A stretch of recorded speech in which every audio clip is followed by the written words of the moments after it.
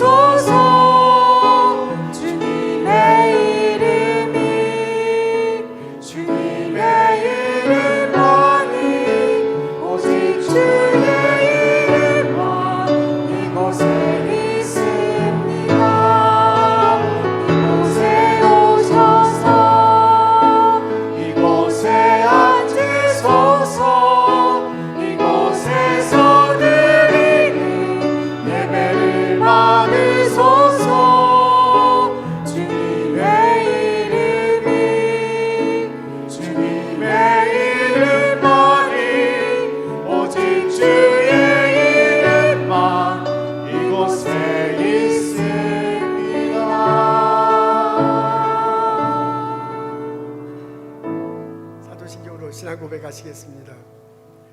전능하사 천지를 만드신 하나님 아버지를 내가 믿사오며 그의 외아들 우리 주 예수 그리스도를 믿사오니 이는 성령으로 잉태하사 동정녀 마리아에게 나시고 본디오 빌라도에게 고난을 받으사 십자가에 못 박혀 죽으시고 장사한 지 사흘 만에 죽은 자 가운데서 다시 살아나시며 하늘에 오르사 전능하신 하나님 우편에 앉아 계시다가 저리로서 산자와 죽은 자를 심판하러 오시리라. 성령을 믿사오며 거룩한 공예와 성도가 서로 교통하는 것과 죄를 사하여 주시는 것과 몸이 다시 사는 것과 영원히 사는 것을 내가 믿사옵나이다. 아멘.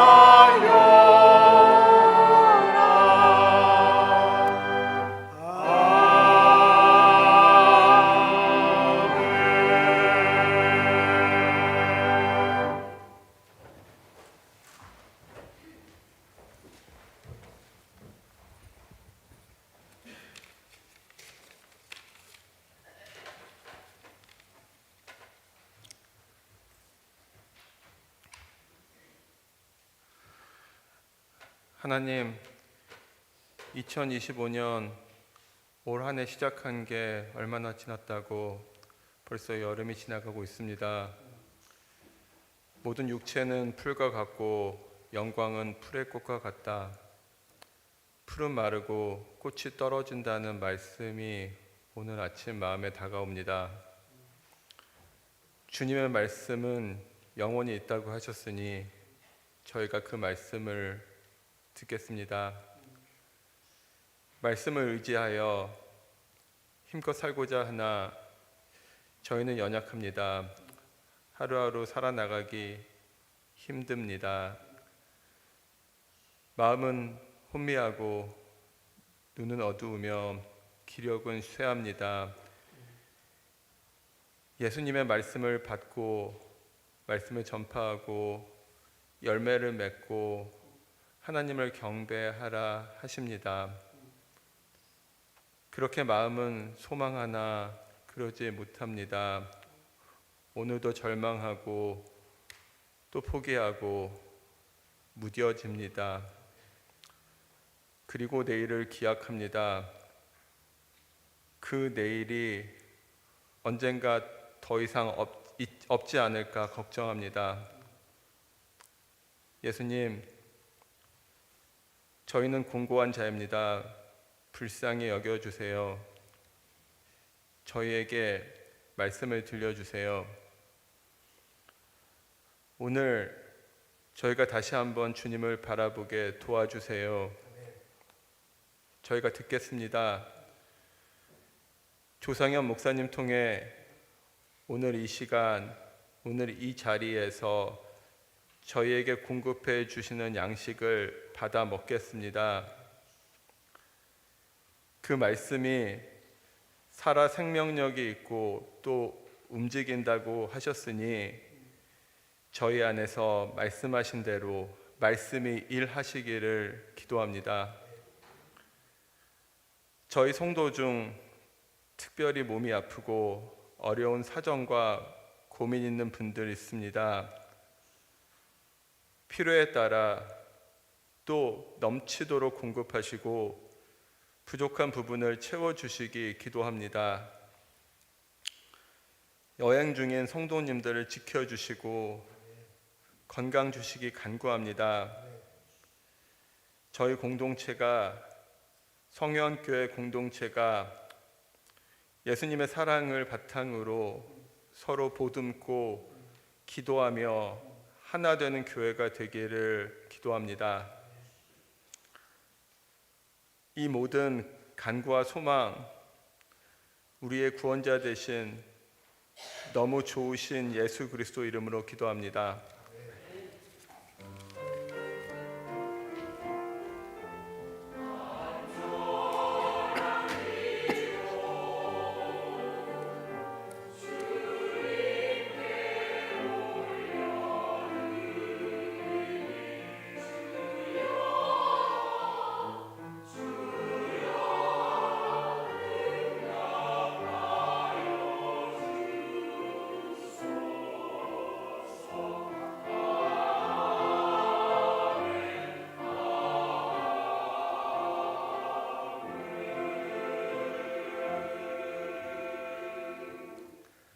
교회 소식 나누겠습니다.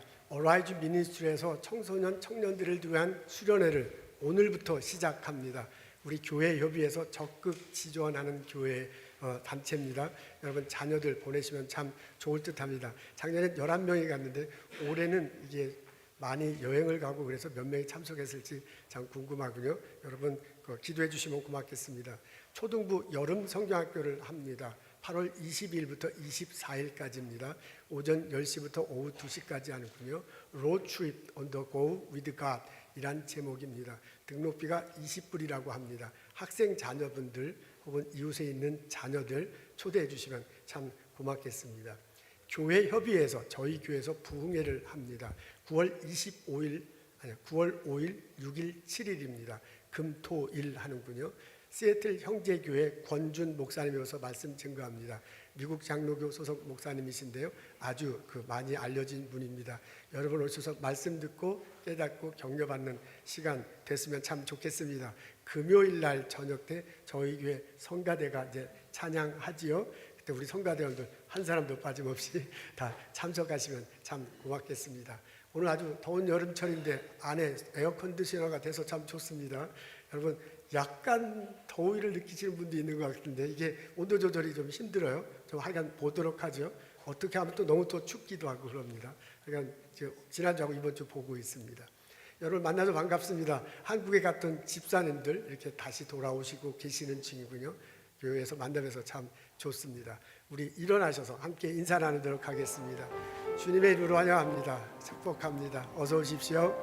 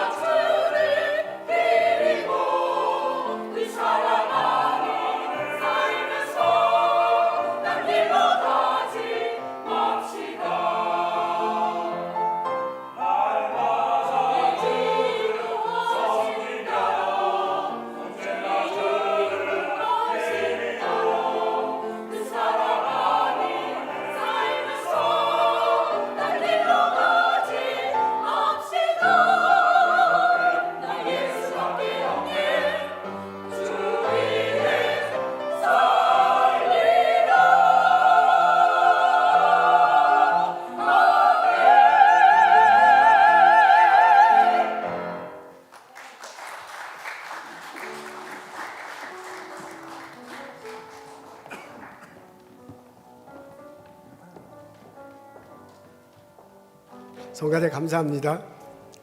제가 지난주에 목사님들 회의 참석했는데요. 이제 들으는 소리 하면 요즘에 성가 4부로 된 거 발견하기가 어렵대요. 3부가 많다는데 진짜입니까? 남성 파트를 구하기 어려워서 그렇답니다. 그래서 베이스 테너 할 수 없어서 한 부만 한대요. 그래서 한국에 요새 성가 고습을 네 부가 아니라 세 부만 한답니다. 근데 우리 교회 남성 파트 얼마나 잘해요. 그냥 이렇게 열심히 해주시고 잘해주셔서 참 감사합니다. 우리 성가대 오늘 참 좋았습니다. 우리 박수로 격려하면 참 좋겠습니다.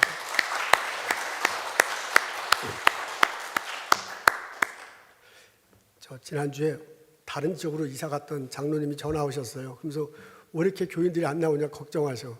근데 이게 온라인으로 하면 저 중간부터 보여요. 이게 뒤에 계신 집사님들 좀 앞으로 나면 안 될까요? 그러니까 그냥 온라인으로 참석하시면서 굉장히 걱정하시는 거야. 왜 이렇게 교인이 안 나오냐고. 그 뒤에 있다고 그러니까 뒤에 누가 오느냐 물어봐서 제가 일일이 대답했습니다. 누군지. 다음 주에는 좀 앞으로 나오면 참 좋겠습니다.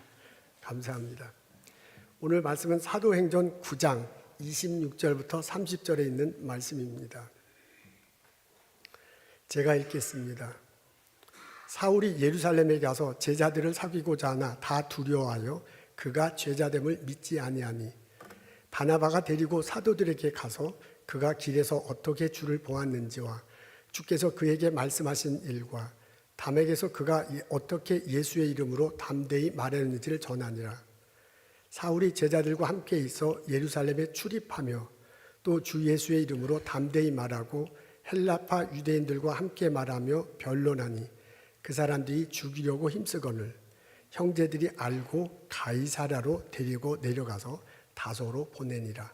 아멘. 제가 이걸 안 가지고 왔네요. 넘겨주세요.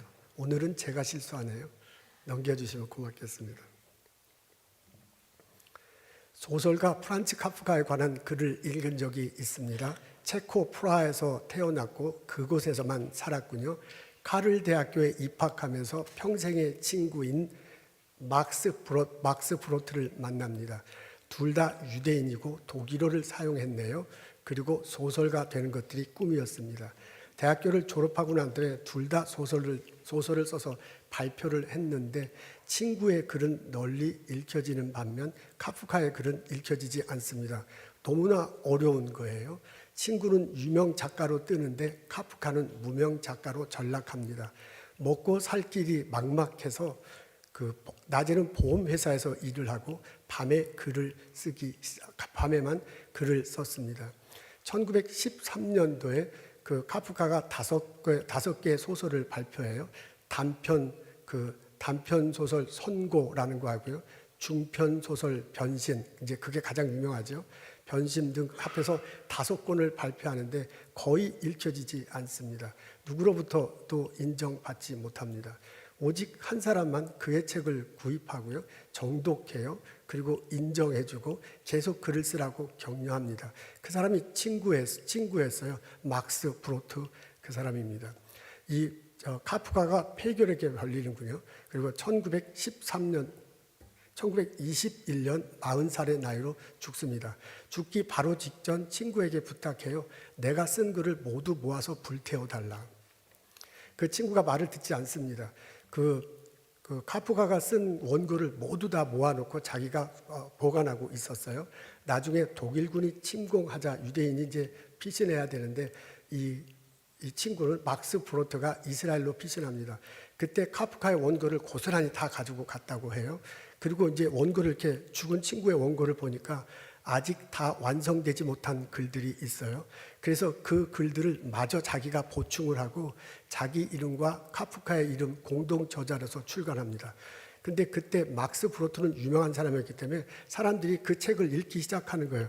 그러면서 카프카라는 사람도 있구나라고 그때서야 다른 사람이 알기 시작합니다. 옥스퍼드 대학교에서 그 프란츠 카프카의 원고를 다 사들였대요. 그리고 전부 다 출간을 합니다. 이러면서 유럽에 프란츠 카프카가 알려지기 시작했습니다. 까뮤 사르트르라는 사람이요, 이 프란츠 카프카의 글을 읽고 실존주의 선구자다라고 이렇게 칭송하기 시작했습니다. 오늘날에도 이제 독일어권이 하겠지만은 독일어권에서 계속해서 프란츠 카프카의 문학을 연구하고 논문이 나온다고 합니다. 우리는 막스 브로트가 누군지 모릅니다. 그러나 프란츠 카프카는 압니다. 막스 브로트는 유명한 사람이었고요. 프란츠 카프카는 무명한 사람이었습니다. 대개 작가들이 자기 동료의 글을 읽을 때 자기보다 글을 잘 못 쓰면 이렇게 무시하고, 그리고 자기도 게을러진 듯, 그리고 글을 잘 안 쓴답니다. 혹은 자기 동료의 글을 읽을 때 자기보다 더 잘 쓰면 그것 때문에 굉장히 자기가 눌려가지고 글쓰기가 어려웠다면. 근데 이 막스 브로트는 그렇지 않았네요. 이 친구가 엄청나게 뛰어난 것을 알고 있고 인정해 줬어요. 그리고 계속해서 글을 쓰라고 격려했습니다. 이 막스 브로트 친구가 있었기 때문에 프란츠 카프카가 있었습니다. 오늘날 프란츠 카프카는 아주 유명한 사람인데 막스 브로트는 알지 못합니다. 친구 덕분에 유명해진 사람이 프란츠 카프카입니다. 여러분 어떻습니까?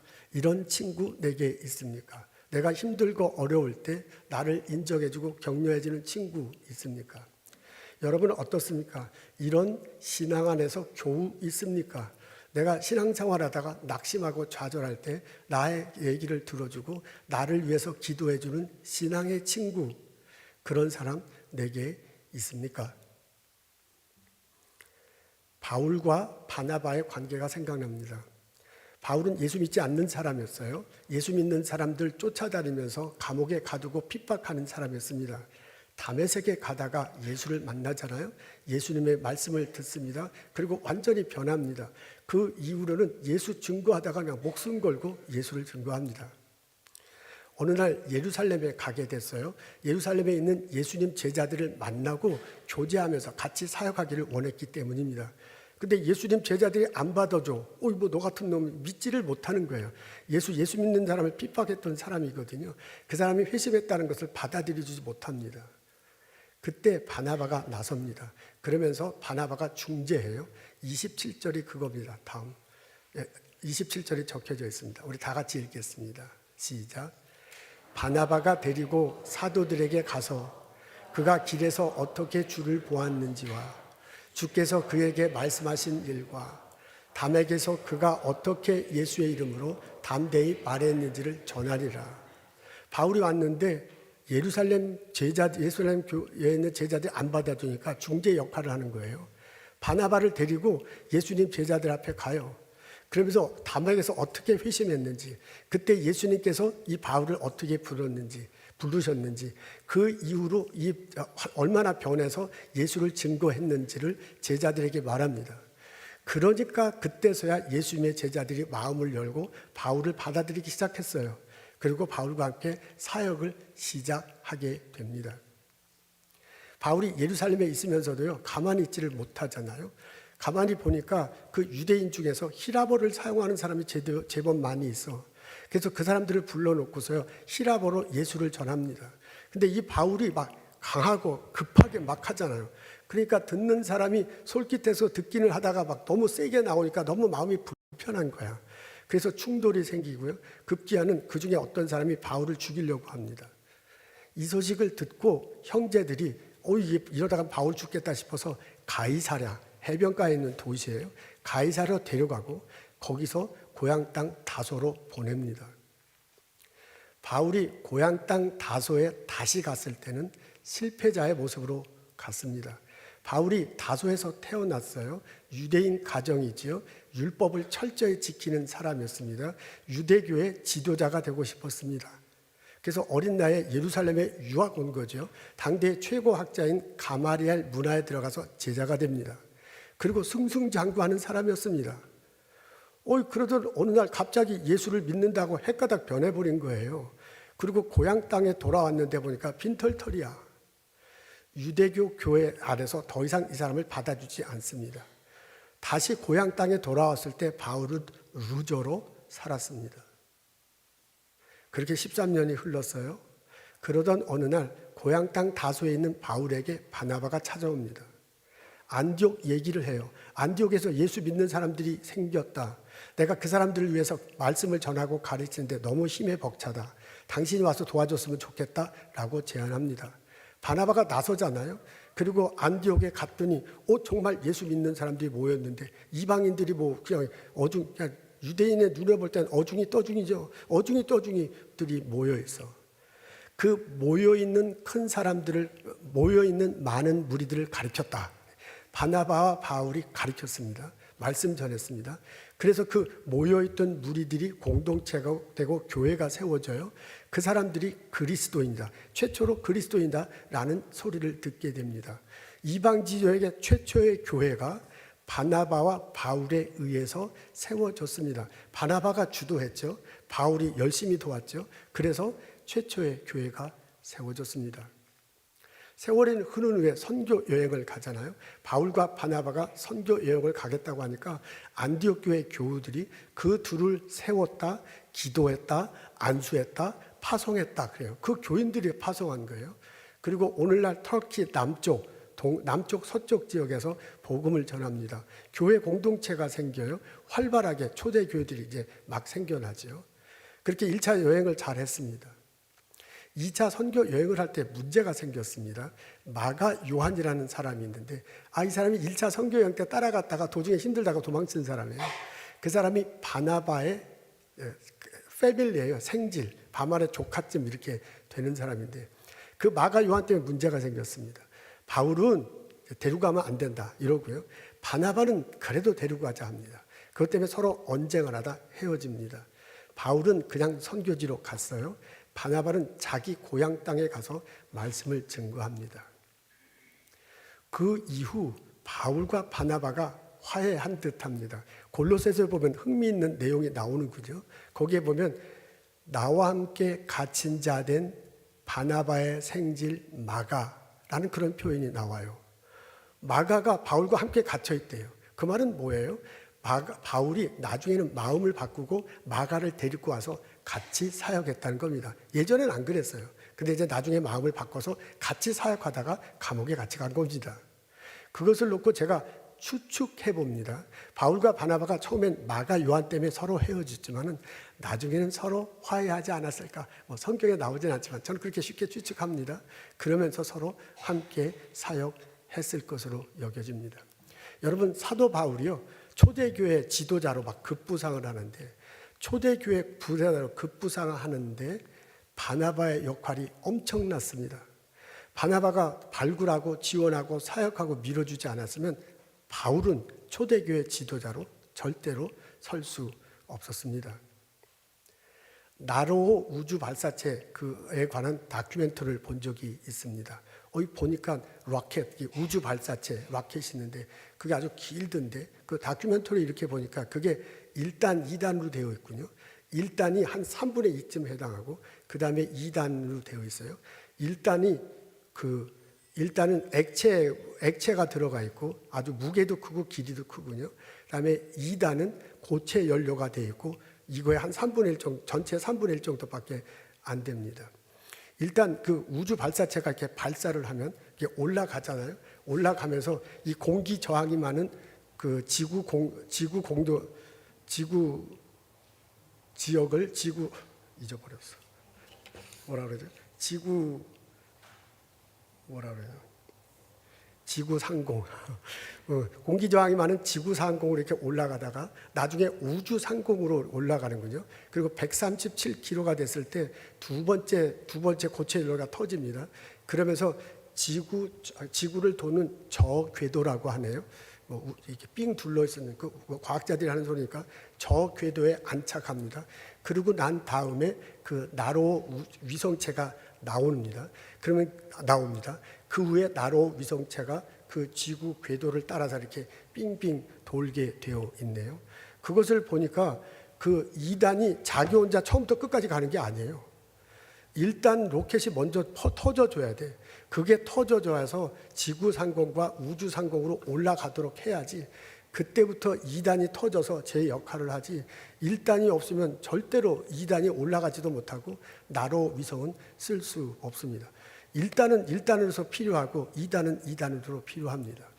바나바가 바울에 있어서 그런 역할을 했습니다. 바나바가 없었으면 바울은 거의 지도자로 세울 수 없었을지도 모릅니다. 바나바가요, 바울을 인정해서 이 사람 정말 예수 믿는 사람이다 인정해 줬습니다. 바울이 예루살렘에서 예수님 제자들 사이에 중재했어요. 이 사람 정말 예수 믿었고 예수 만났고 사역하고 있다 중재했습니다.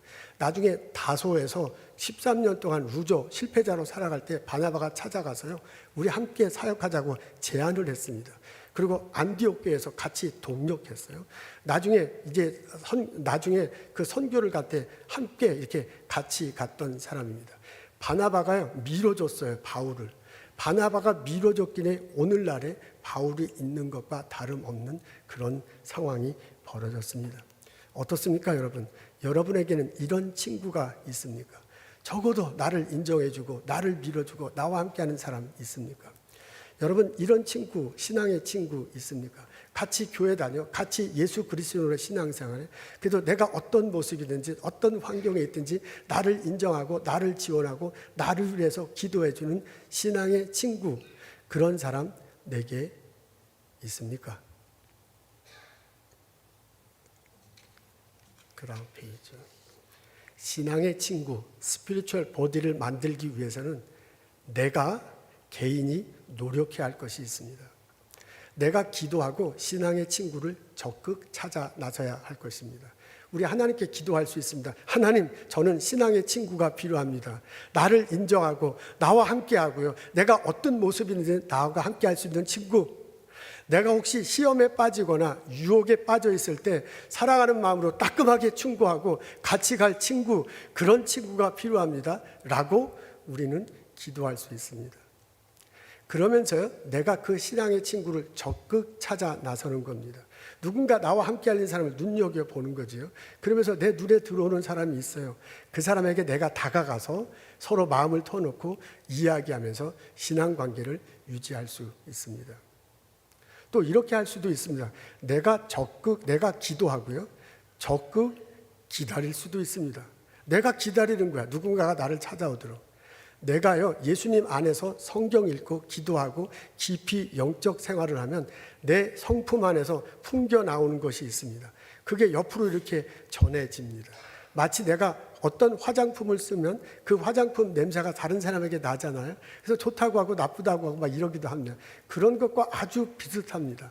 나의 영적 성품이 예수님과 다해지면 그 안에서 흘러나온 나의 말과 눈빛과 행동, 어떻게 이런 것에서 판단하고 옮기는 거에 의해서 이렇게 풍겨 나오는 것이 있습니다. 그것을 보고 누군가가 나에게 다가옵니다. 꽃이 활짝 피면 그 꽃 냄새 때문에 벌이 날아와서 거기서 하는 것과 아주 비슷해요. 나의 영적 분위기를 보고요, 누군가가 나에게 다가와 그 사람과 내가 친구를 할 수 있습니다. 내가요, 그 친구를 찾을 때 교회의 그 프로그램에 적극 참석해서 자연스럽게 친구를 사귈 수도 있습니다. 예전에 저희 교회 여선교회에서 성경 읽기 짝 프로그램을 한 적이 있습니다. 한 10년쯤 된 것 같은데요. 그때 짝을 찾아서 성경을 같이 읽는다라고 소개했어요. 그리고 사람 지원을 받아서 어떻게 연결해 줬는지는 모르지만 두 사람을 이제 연결해 줬습니다. 그리고 성경을 읽고 같이 기도하고 같이 대화하고 기도하는 그런 프로그램입니다. 저는 처음에 그게 제대로 될까 이렇게 생각했는데 의외로 잘 되더라고요. 연초에 그렇게 짝을 지어놓으면 1년 동안 같이 그 짝끼리 성경 읽고 대화하고 기도하는 겁니다. 한편은 제가 세탁소에 신방을 갔는데 전화를 쳐서 밝은 얼굴로 나를 이렇게 쳐다봐요. 그래서 누구랑 전화 왔는지 아냐고 그래서 모른다고 그러니까 자기 짝하고 전화를 했대요. 그래서 하루에 맨날 하는 건 아니지만 일주일에 2-3번씩 성경을 각자 읽고 같은 이제 세탁소를 하지만은 전화로 이렇게 통화하고 주일날 와서 더 깊은 대화를 한다는 겁니다. 그거를 이제 더 깊은 대화를 한다는 겁니다. 그렇게 해서 그렇게 하면서 점점점 갈라지는 거지요. 어쨌든 내가 친구를 찾고 싶다는 그런 간절한 마음이 필요해. 내가 기도해. 그러면서요, 내가 적극적으로 그런 영적인 친구를 찾아 나설 수도 있고요. 두 번째, 마음을 열어놓고 기다릴 수도 있고요. 그 다음에 프로그램에 참석하면서 자연스럽게 그런 친구를 만들 수도 있습니다. 이렇게 신앙의 친구가 서로 잘 관계가 유지가 되려면 서로 해야 할 것이 있습니다. 첫 번째는요, 서로 신뢰할 수 있도록 시간을 둬야 됩니다. 여러분, 이렇게 두 사람이 만나가지고 갑자기 깊은 관계를 절대로 맺을 수가 없습니다. 이게 신뢰가 쌓일 때 서로 마음을 털어놓고 관계가 깊어지게 마련입니다. 두 사람이 전혀 다른 데서 태어났고 자랐고 교육받았는데 갑자기 만나서 어떻게 신앙의 친구가 될 수 있겠어요? 시간이 필요해요. 그 사람 말하는 거, 행동하는 거, 자녀들에게 어떻게 되는지, 남편과 아내를 어떻게 대하는지, 직장에서 어떻게 하는지 시간이 지나면 다 드러나게 마련이거든요. 그러면서 서로 신뢰가 쌓이면서 두 사람의 관계가 깊어지고 넓어지는 거지, 느닷없이 당신하고 나하고 신앙의 친구 합시다 해서 절대로 그런 일 벌어지지 않습니다. 어떤 분들은 아주 성격이 급한 분이 있어요. 그래서 만나자마자 내가 성경 지식이 얼마나 많은지 막 쏟아놓는 분도 있습니다. 어떤 분은 만나자마자 자기 하소연을 해. 그냥 이래서 이렇고 저래서 저렇고 남 얘기는 안 듣고 자기 얘기만 막 하면서 저 사람하고 나하고 신앙의 버디다, 그렇게 말하기는 참 어렵죠. 어떤 분은 막 느닷없이 만나자마자 기도해 주겠대. 그냥 뭐 손잡고 기도한 거 싶더니 막 머리 앉아서 기도하고 뭐 이제 그런 사람은 이제 저희 교회는 없지요. 그렇게 막 느닷없이 덤벼서 본인이 기도해 주겠다 그러면 참 그런 관계를 유지하기는 무척 어렵습니다. 부담스럽습니다. 오해할 요지도 굉장히 많습니다. 본인의 갈급함은, 급함은 알겠지만 오해 소지가 아주 높습니다. 그렇게 하면 절대로 안 됩니다. 시간이 필요합니다. 관계가 설정되기 위해서는 서로가 신뢰를 해야 되거든요. 그 신뢰를 쌓이는 그간이 필요해요. 나도 시간이 필요하고 저 사람도 시간이 필요합니다. 첫째, 서로 시간을 들고 신뢰를 쌓아가는 관계, 그것이 필요합니다. 두 번째는 은혜 안에서 상대방을 바라보아야 합니다. 여러분, 우리가 성령교회에서 이렇게 교우들로 만나고 목사와 이렇게 같이 이렇게 만나는데 이게 다 예수님 은혜 때문입니다. 예수님이 은혜 내려주셔서 내 죄를 용서하셨어. 그래서 내가 의롭다 여김을 받았어요.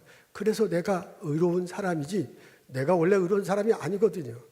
예수님께서 나를 의롭다 여겨주고 나를 불러줬기 때문에 내가 목사로서 여러분에게 말씀 증거하는 거지 내가 잘나서 하는 거 아니거든요.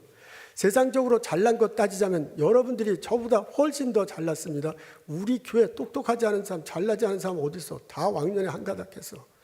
근데 우리가 이렇게 만나서 말씀을 듣고 전하는 거예요. 예수님 은혜 때문에 그래요. 예수님 은혜로 나를 죄 없다 여겨주시고 예수님 은혜로 나가 불렀다고 나는 고백하고 목사가 됐고 여러분들이 예수님 은혜로 나를 받아주기 때문에요. 예수님 은혜로 나를 봐주기 때문에 우리가 목사와 평신도로 지금 신앙생활을 하는 거예요.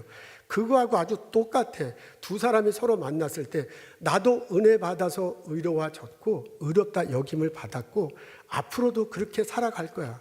근데 저 사람도 그렇거든요. 저 사람도 예수님 은혜 받아서 예수 그리스도 보혈의 피로 죄 용서함 받아서 의롭다 여겨진 거지 의로운 사람이 아니야. 저 사람도 부족하고요. 저 사람도 흐름 있고 저 사람도 죄된 모습이 있어요. 그건 나도 마찬가지야. 나도 부족하고 나도 죄 흠은이고 나도 죄 있는 모습 예수 안에서 할 수 있습니다. 그러니까 그런 것들이 보일 때 은혜로 그 사람을 봐줘야 돼. 내가 은혜 받았으니 저 사람도 은혜로 봐줘야 고 그 사람도 나를 은혜로 봐줘야지. 제가 저거 부족하구나. 저거 잘못됐구나. 그렇게 보기 시작하면 그냥 그 관계는 깨지기가 아주 쉽습니다. 바나바의 장점은 은혜로 본다는 겁니다. 여러분, 바나바가 예루살렘 교회에서 파송받았잖아요. 안디옥에 막 사람들이 모여서 예수를 믿는다니 당신이 가봐라 해서 파송받은 사람이야. 그래서 안디옥에 처음 와서 사람들이 모여 있는 것을 보고 뭐라고 그랬냐면 이곳에 하나님의 은혜가 있구나. 우리 식으로 표현하면 예수의 흔적이 있구나 라는 것을 봅니다. 하나님의 은혜라는 표현이 나와요. 여러분, 그러면서 여기 하나님의 은혜가 함께하구나, 예수님의 흔적이 있구나 하면서 내가 여기서 섬기면서 지도자가 되지 않으면서 결심합니다. 근데 바나바가요, 그렇게 하기 굉장히 어려워요. 유대인이야. 우리가 볼 때 유대인이 본인들은 엄청난 프라이드가 있잖아요. 그리고 예루살렘 교회 자기는 지도자 중에 한 사람이야. 그런 사람이 딱 와보니까 안디옥에 모였는데 이방인들이 모였죠. 이게 말도 안 되는 사람이에요. 우리가 지금 볼 땐 그게 말이 아닙니다. 그때 당시에 컬처로서는 그렇죠. 이방인들 모이는 게 예수 믿는다는 게 이게 말도 안 되는 거거든요. 이런 사람이 다 모여서 이렇게 한 거였고요. 예루살렘 교회는 완전히 자리가 잡고 있고 자기는 파송받은 사람이에요. 이거 보고 오합지졸 모인 거야. 그런 식으로도 볼 수 있었습니다. 충분히. 그런데 그렇게 안 봤어요. 하나님의 은혜로 봤어요. 그리고 예수의 흔적이, 예수님의 흔적은 성경의 표현이 아니고 내 표현이죠. 예수님의 흔적이 있다는 것을 알게 돼. 은혜로 보면서 거기에 지도자가 되고 교회를 이끌어갔습니다. 여러분, 이게 굉장히 중요해요.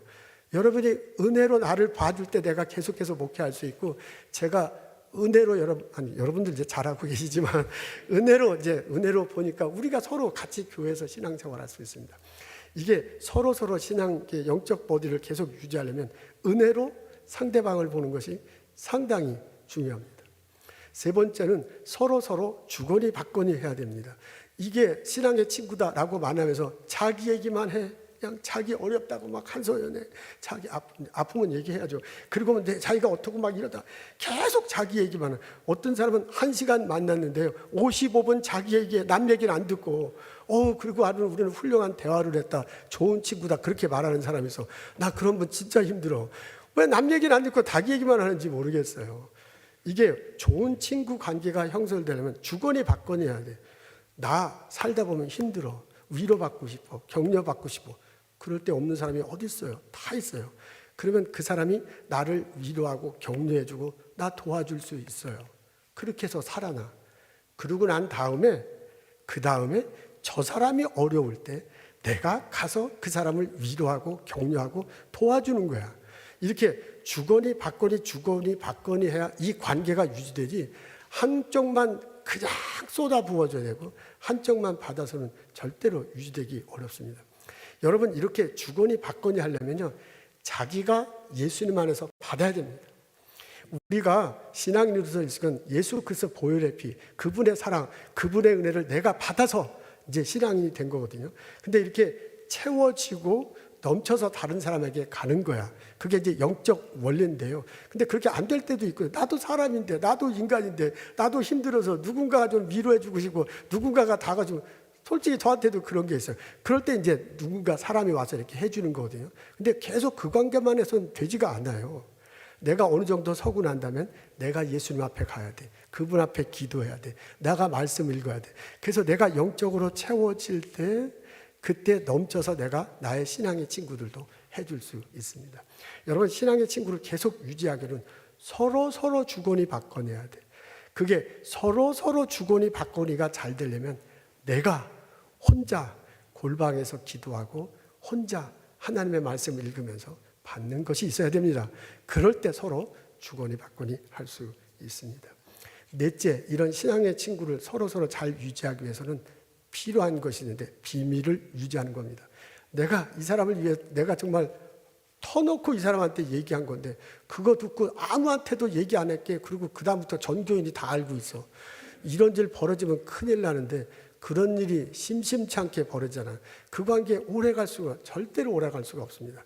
서로 정말 신뢰해서 한 소리는 자기만 알고 있어야 돼.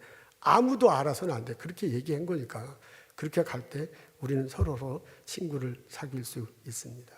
예수님 안에서 영적 스피리추얼 버디를 찾게 된다면 얼마나 감사하겠습니까? 이제 그렇게 친구를 사귀며 나갈 때 우리는 계속해서 깊이 있게 넓이 있게 신앙생활할 수 있습니다. 그 영적인 친구는 나이하고도 관계 없을 수 있습니다. 친구니까 비슷한 나이 또래, 그래서 비슷한 컬처에서 자랄 때, 사랑할 때 이 친구가 되기가 쉽죠. 그렇더라도 연세가 많으신 분하고 나이 젊은 청자녀들도 영적인 교제를 나누고 친구가 될 수 있다고 저는 생각합니다. 우리 세댁, 이제 아기를 가진 이제 세댁들은 다 유아부 있으셔가지고 이렇더라도 우리 유아부실에 있어가지고 듣는지 안 듣는지를 잘 모르지만은 이제 우리 할머니 권사님들과 대화를 나누고 어려울 때 대화를 나누고 같이 기도하고 그럴 수 있다고 생각합니다. 우리 어르신 장로님 권사님들 계세요. 이분들이 청장년들 30, 40대와 이렇게 정기적으로 대화를 나누고 기도하며 하면서 같이 영적인 교제를 나눌 수 있다고 저는 생각합니다.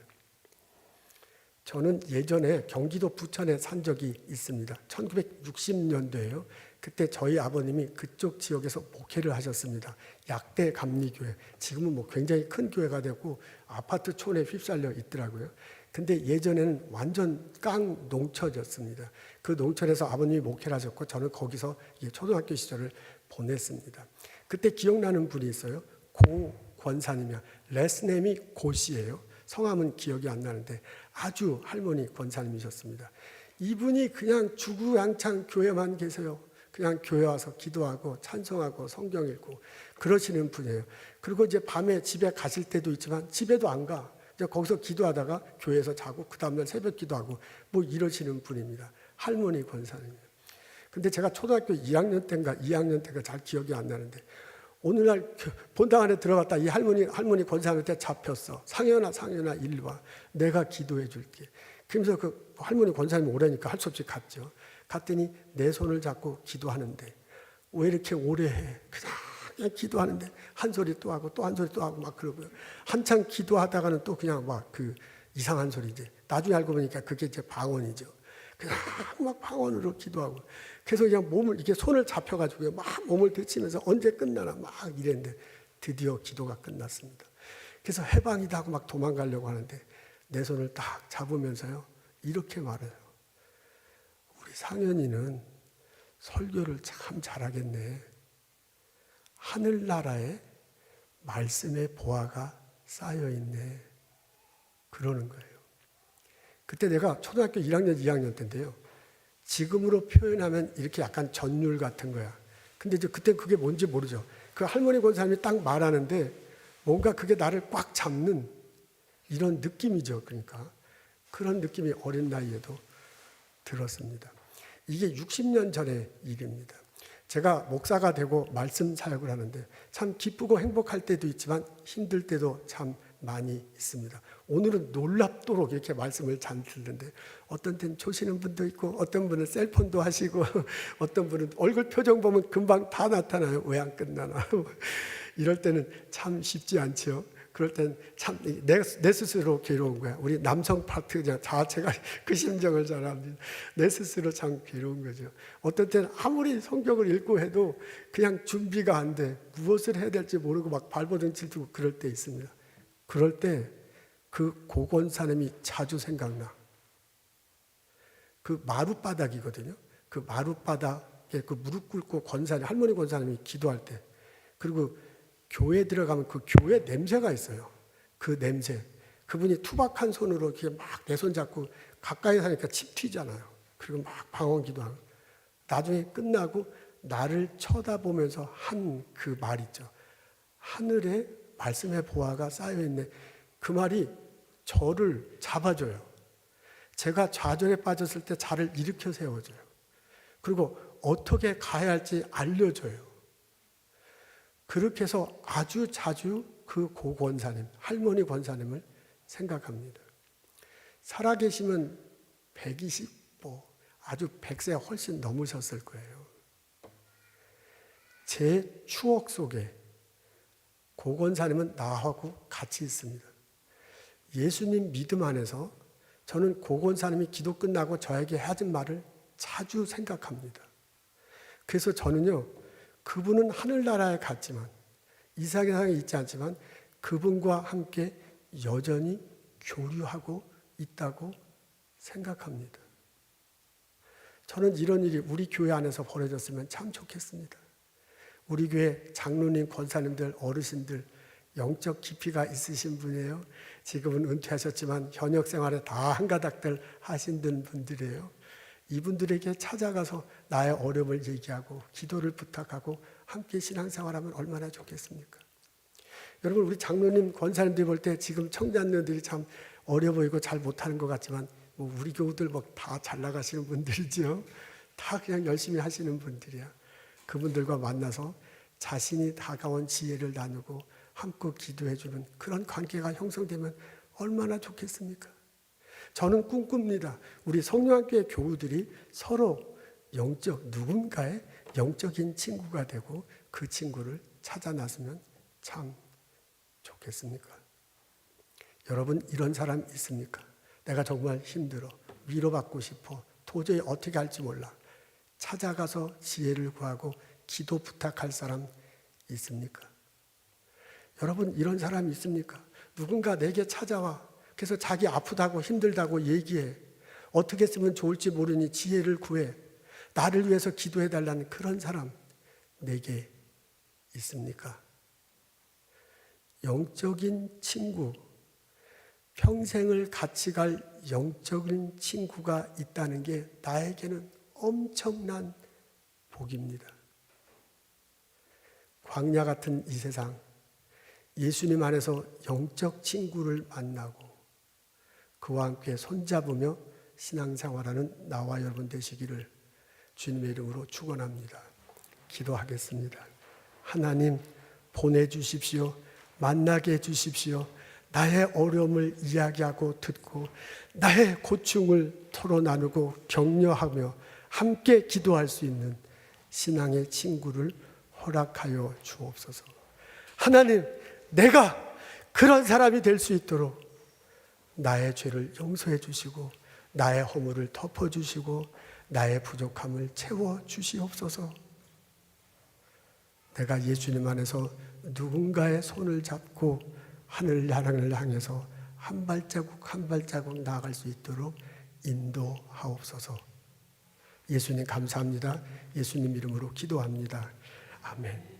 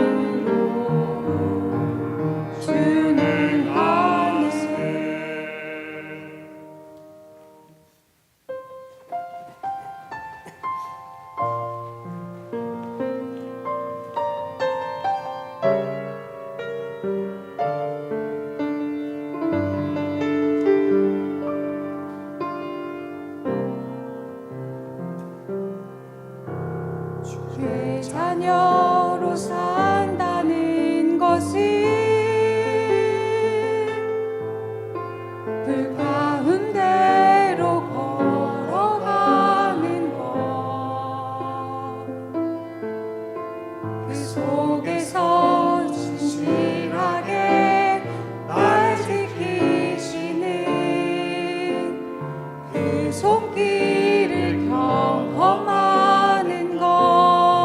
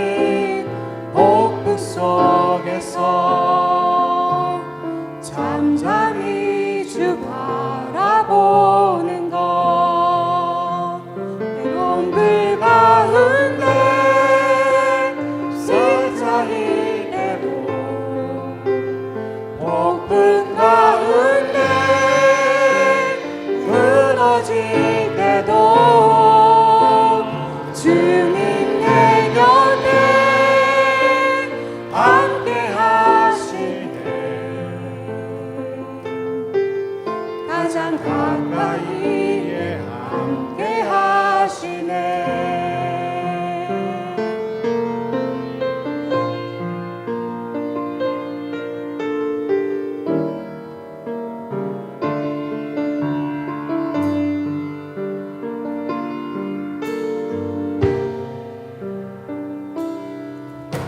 주의 자녀로 산다는 것은 나도 그들을 용납하는 것, 나를 위해 달리신 십자가 사랑, 그 사랑으로 살아가는 것. 주의 자녀로 산다는 것은, 주의 자녀로 산다는 것은 주님과 함께 동행하는 것, 주님과 함께 동행하는 것.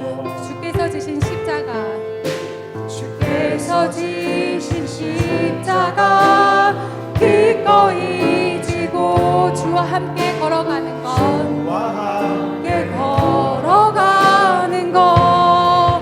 때로 불가능한 가운데 휩싸일 때도,